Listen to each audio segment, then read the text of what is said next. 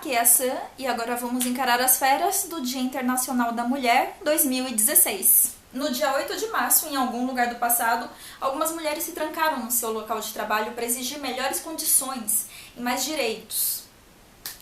O que aconteceu é que, ao invés de serem atendidas, elas foram queimadas vivas dentro do local que foi incendiado. Por conta desse desfecho chocante, até hoje se comemora o Dia Internacional da Mulher, para lembrar da luta feminina pelos seus direitos.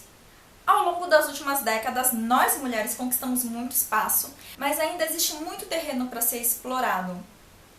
A compreensão a respeito do papel da mulher, do que é ser uma mulher de verdade, de como a mulher contribui para a vida na sociedade, ainda é um terreno nebuloso e tem muitas discussões a respeito, e a gente sempre acaba caindo em clichês, o que acaba limitando as possibilidades.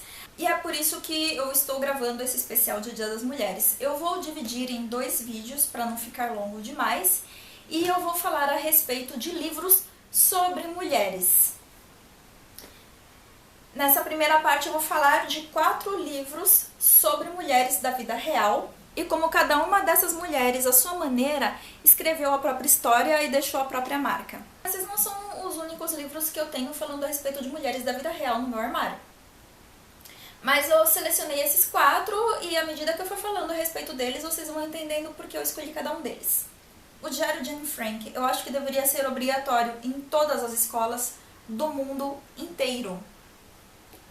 Durante a Segunda Guerra Mundial, devido à perseguição dos judeus, a família de Anne Frank, junto com outras pessoas, foi obrigada a se manter escondida dentro de um anexo no sótão de um prédio.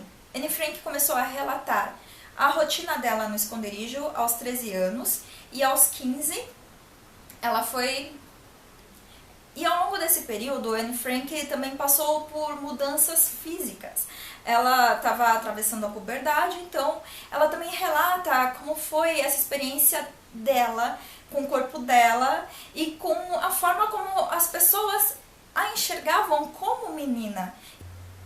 Além de ser uma história de esperança e uma grande lição de compaixão, Anne Frank também nos mostra a condição feminina no início dessa transformação de menina para mulher e os pensamentos mais íntimos dela a respeito disso, como isso influenciou na identidade dela e nas ambições que ela tinha na vida.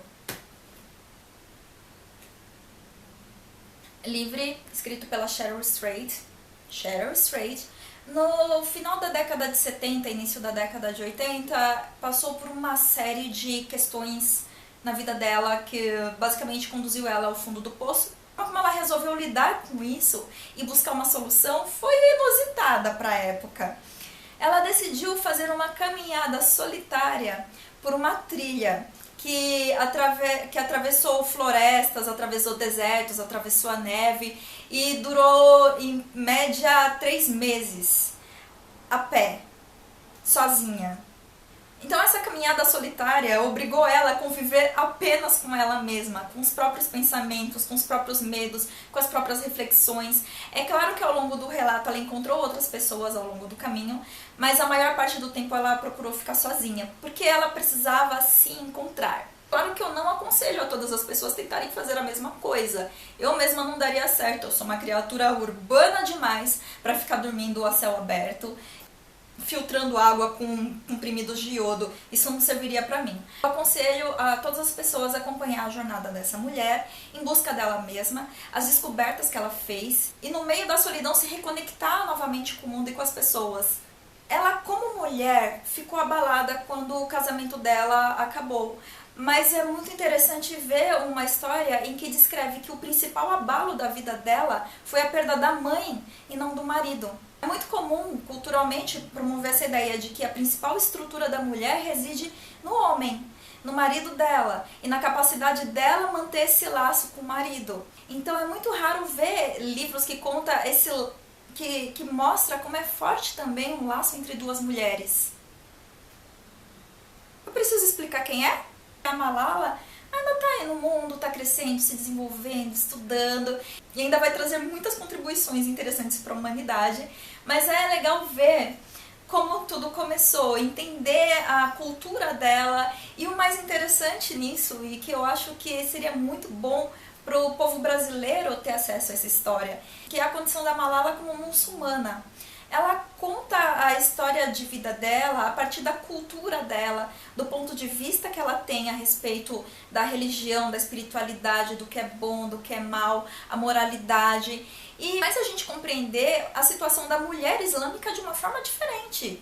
Infelizmente, o tipo de informação que é divulgado a respeito da cultura muçulmana na grande mídia é muito pequena, porque se limita apenas a falar de ataques terroristas. A religião, as religiões, não apenas a católica ou muçulmana, mas diversas religiões que existem no mundo são muito ricas e muito diversas e trazem muitos conceitos. Devemos tomar cuidado na hora de simplificar coisas muito ricas em algo muito pequeno e muito simplório. E um ponto extra para Malala é a questão da educação feminina. Em muitos países, a educação feminina simplesmente não é valorizada e é visto até como desnecessária. Até mesmo aqui no Brasil, é muito comum encontrar mulheres com seus 40, 50 anos que mal completaram o ensino médio.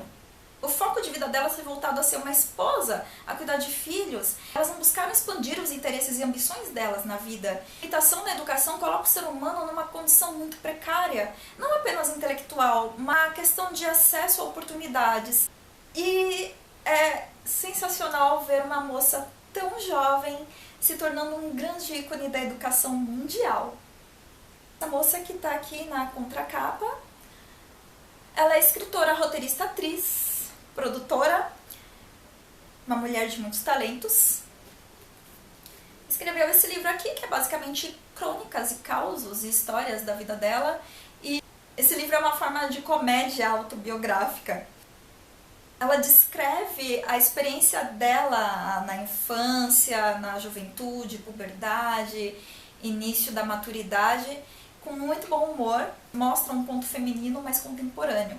Não dá para tomar esse livro 100% como uma referência da experiência feminina quando se trata de mulheres na América Latina, que vivem numa cultura bem diferente e com uma visão bem diferente de mundo.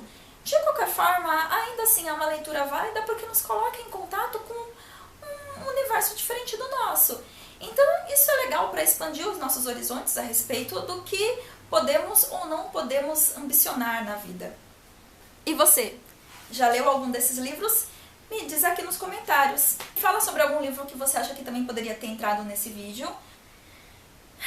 E para variar, por favor, me dá um like, compartilha com os amigos. Muito obrigada por me assistir e até a próxima!